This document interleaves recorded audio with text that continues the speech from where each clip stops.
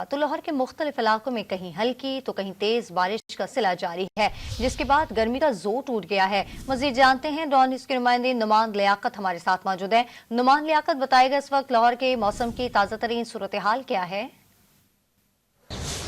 دیکھیں جی، لاہور میں صبح سویرے کالی گھٹائیں چھائیں، اس کے ساتھ ٹھنڈی ہوائیں چلی اور گرمی اور حبس کا زور ٹوٹا اور دیکھتے ہی دیکھتے بارش کا سلسلہ شروع ہو چکا ہے۔